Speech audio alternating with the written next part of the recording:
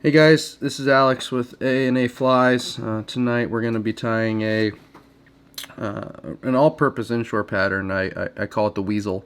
I also have a tarpon weasel, which is just a variation of this fly. But this fly is really all about simplicity and versatility. This is a fly that I can use all year.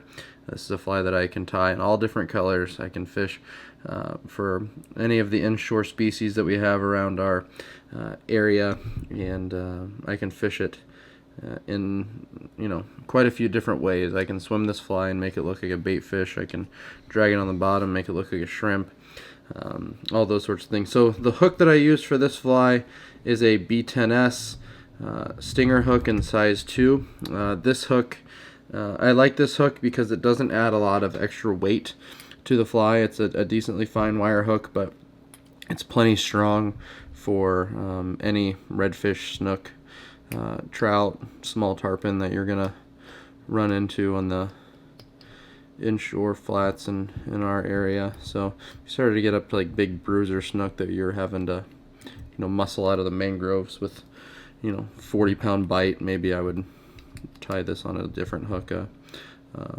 Daiichi 2546 or something like that. But this hook is great, and it doesn't plop in the water very heavily. So I just put a nice thread base on there. It's just tan 210 denier thread.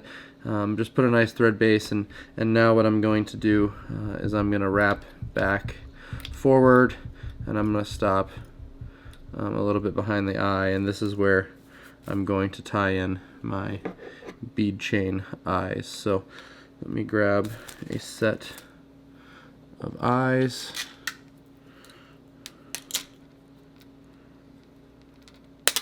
So this is large bead chain.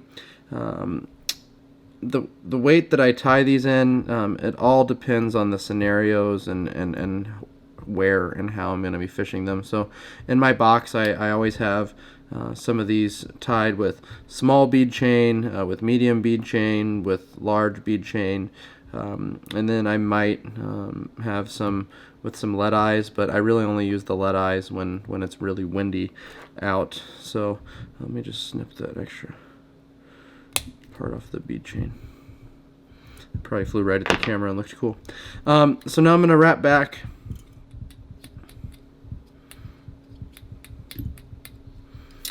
And this is where I'm going to tie my tail. So this is just tan Arctic foxtail.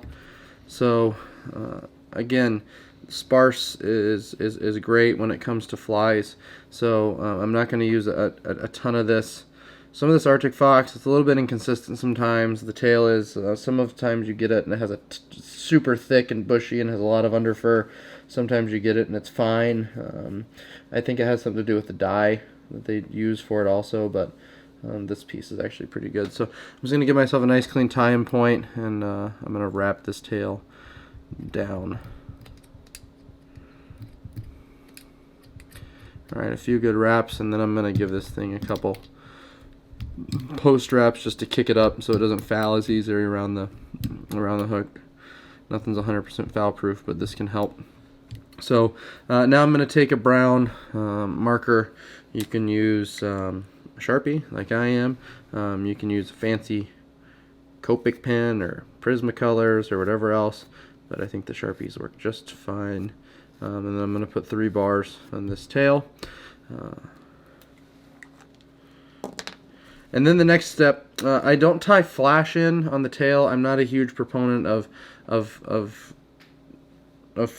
flash that you tie in with the tail, but I'm going to put a couple of these silly legs on this fly, and these silly legs have some glitter on them, and that'll add plenty of flash. So this fly I'm tying right now. It's cooling off. It's November right now, and the fish are starting to move into that winter pattern, and they're going to get up shallow. And this is a fly that I want to be able to use for anything that I see. So if I see a redfish tailing, I want to be able to throw this fly to the redfish without it smacking it on the head and spooking.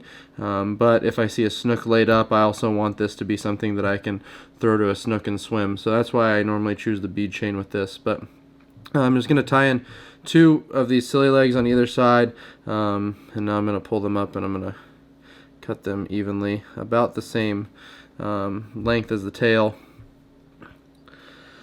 So those are going to add some flash, those are going to add some movement.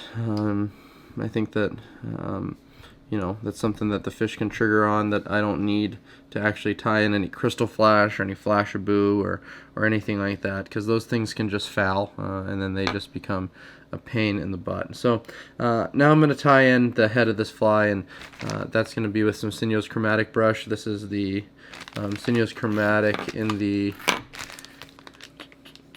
pale bronze color, so it's like a tan almost. So I'm going to tie this in right in front of the tail, advance my thread forward, jump it right in front of the eyes, and then I'm going to wrap this. I'm not going to wrap this right on top of itself.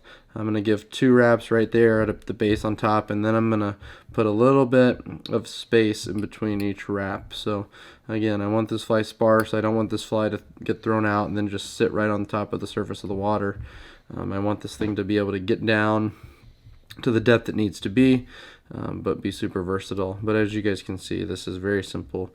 It's 3 materials, and it's something that I can swim and make it look like a mullet. I can drag it on the bottom and make it look like a shrimp. I don't think that it looks like a crab, but I can make it look like a shrimp. So it's very versatile, and this is something that I can, you know, just have tied on if I'm not 100% sure what I'm going to see. Or this is a great fly for tailing redfish if you know that that's what you're going to be running into. So, all right, so I'm going to just snip that brush off. Now I'm going to brush out the brush itself with my cat brush.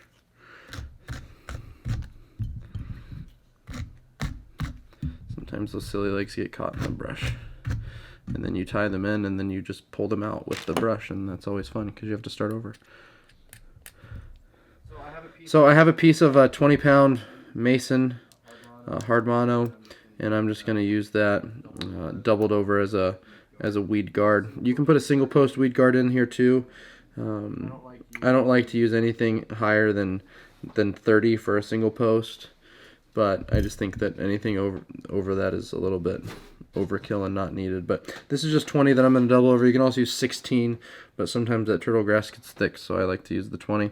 I'm just doubling it over, putting it over the hook, 1 loose wrap, and then a few wraps. I'm going to pull the weed guard into place and really lash it down. Bend it forward, hold it with my fingers, and give about 10 wraps behind it. Cut the weed guard to length just so that it is longer than the point of the hook. Whip finish behind the weed guard. If you get a little bit of the pieces caught in there, it's okay. And now I'm just going to use my lighter. I got a couple of those pieces caught in my whip finish, so I'm just going to hold this back and I'm going to just hit those little fibers with my lighter. And I'm just going to take some head cement, in this case the ever famous Sally Hansen's Hard as Nails, and just give that thing a nice liberal coating. Make sure you get behind the weed guard too, where any exposed thread is. And that is the weasel. This is probably my favorite inshore fly for snook and redfish, especially if you're not 100% sure what you're going to run into. It's just a fly you can swim. It's a fly you can drag on the bottom. You can use it for laid up snook. You can use it for tailing redfish. You can use it for cruising redfish. It's just a great kind of all around pattern. It's similar to a lot of other things out there, and that's just because it's a pattern that works. And so good luck, tie some up, and go get yourself some fish with them.